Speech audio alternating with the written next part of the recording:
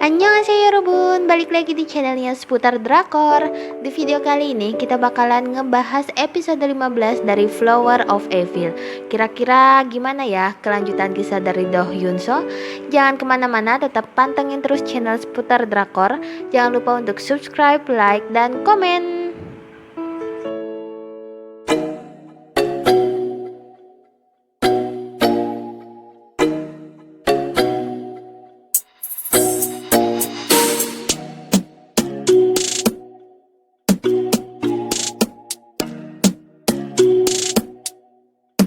Dimulai dari flashback ditemukannya seonggok mayat yang tergeletak di ruang bawah tanahnya Do Min Suk oleh Kim Woo Jin.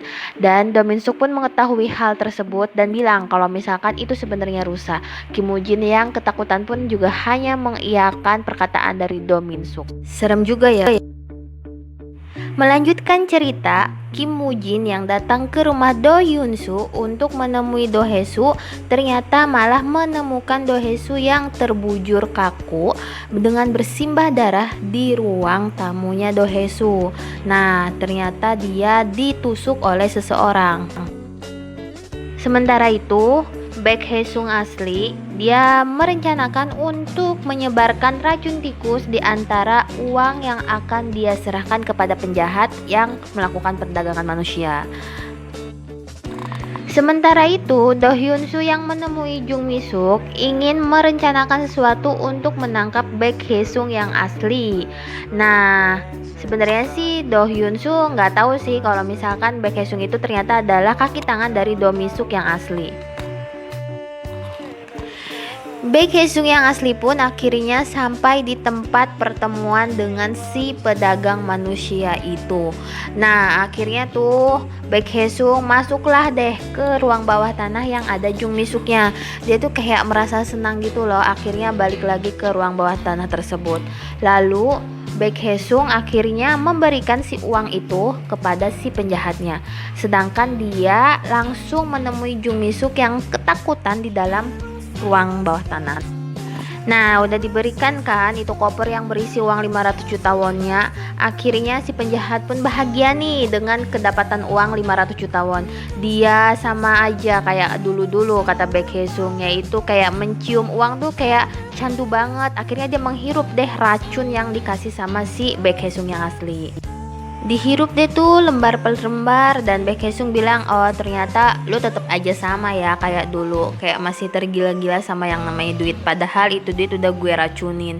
Ya kayak gitulah mikirnya si Baek Hae Sung. Sementara itu Do Hyun Soo menunggu timing yang tepat untuk menangkap si Baek Hae Sung dari tempat persembunyiannya nih. Baek Hae Sung pun yang sudah memiliki kunci borgol atau kunci gembok dari kerangkengnya Jung Mi Suk, dia mendekati dan bilang ke si Jung Mi Suk, "Lu masih inget gue nggak?" Oh, ternyata lu masih inget. Akhirnya dibukakan si kerangkeng itu, tapi walhasil nihil karena emang kan kuncinya cuma satu-satunya yang dipegang si Jung Mi Suk. Akhirnya dia teriak-teriak. Marah nih si Baek Hae Sung. Nah, di saat yang seperti ini Do Hyun Soo pun muncul, langsung mengikat atau kayak menyelempangkan tali yang dia bawa ke lehernya si Baek Hae Sung yang asli. Abisnya tuh si Do Hyun Soo tuh kayak bilang, ya pokoknya si Baek Hae Sung juga nggak paham kalau ini tuh si Do Hyun Soo gitu. Pokoknya terjadi inilah pergulatan yang cukup menegangkan. Sementara itu di tempat lain, Kim Woo Jin yang mendatangi kediaman dari Baek Hae Sung yang asli menanyakan sesuatu tentang Do Hae Soo dan juga Do Hyun Soo. Namun di tengah pembicaraan ternyata bahwa si Cha Ji-won ini menelepon dan memberitahu Kim Woo Jin bahwa ada kemungkinan nih kalau Baek Hae Sung yang aslilah anak dari dokter tersebut merupakan pembunuh atau kaki tangan dari Do Mi Sok sendiri. Nah, akhirnya dia nanya ini, "Mana nih putra kalian?" katanya gitu kan. Akhirnya digeledah deh si rumahnya itu. Dia pun menggeledah rumah dan menemukan kayak tempat tidur atau ranjang kayak di rumah sakit gitu kan bersama peralatannya. Terus bilang nih ke si emaknya Baek Hae Sung, "Di mana putra kalian? Harusnya dia terbujur nih di sini," gitu kan. Nggak terima dengan hal itu, bapaknya Baek Hae Sung yang asli kayak mengancam dengan menggunakan suntikan yang entah itu cairannya apa ke Kim Woo Jin. Kim Woo Jin pun nggak gentar nih dengan ancaman yang diberikan oleh ayahnya si Baek Hee Sung. Dia pun juga bilang kalau misalkan apa yang dilakuin oleh si bapak ini tuh salah dan sia-sia. Terus si bapak ini tuh kayak membela loh anaknya. Pokoknya dengan cara kayak gini tuh dia bakalan bisa ngerubah Baek Hee Sung yang jadi seperti itu. Karena Baek Hee Sung tuh sebenarnya dia seperti itu tuh karena bergaul sama Domi.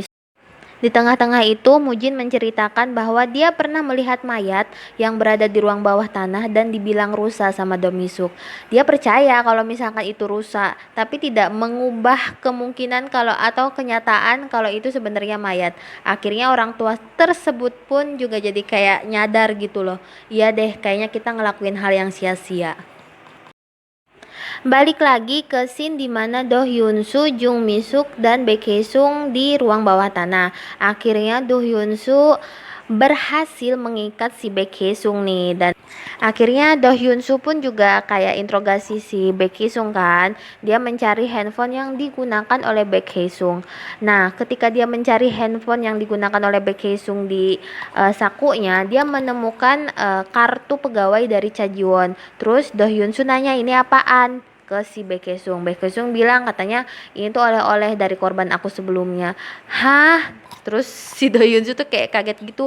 Ini kan istri gue gitu. Terus si Baek Hee Sung bilang, "Ya, gue udah ngebunuh tuh orang," gitu. Nah, Do Hyun Soo kan jadi nggak percaya kan. Terus akhirnya diambillah handphone itu dan dia telepon lah ke polisi. Bener nggak sih kalau misalkan Cha Ji Won udah meninggal gitu? Dikonfirmasilah sama polisi itu kalau ternyata benar si Cha Ji Won ini merupakan salah satu korban dari Baek Hee Sung atau pembunuh berantai di kota Yeonju. Habisnya tuh si Do Hyun Soo kan jadi kalap gitu pengen ngebunuh si Baek Hee Sung. Namun dia ditahan oleh Jung Mi Suk karena Jung Mi Suk tuh tahu kalau Do Hyun Soo itu sebenarnya baik orangnya. Dia hanya kasihan aja kalau misalkan si Do Hyun Soo harus membunuh si Baek Hee Sung. Akhirnya Baek Hee Sung pun juga bisa kabur kan dari si Do Hyun Soo. Nggak sampai di situ, Do Hyun Soo tetap kayak ngejar-ngejar si Baek Hee Sung ke hutan yang ada di kota Yeonju itu. Jung Mi Suk pun langsung membuka gembok dari kerangkengnya dan pada saat yang bersamaan telepon pun berbunyi. Nah, langsung deh tuh dia ngangkat kan si teleponnya. Ternyata yang menelepon itu adalah Cha Ji Won karena sebelumnya kan si Do Hyun Soo itu kayak menelepon Cha Ji Won melalui handphone tersebut. Akhirnya Jung Min Suk bilang kalau misalkan buruan deh selamatin Do Hyun Soo. Do Hyun Soo bakalan ngebunuh si Baek Hee Sung gitulah. Cha Ji Won pun langsung kayak kaget.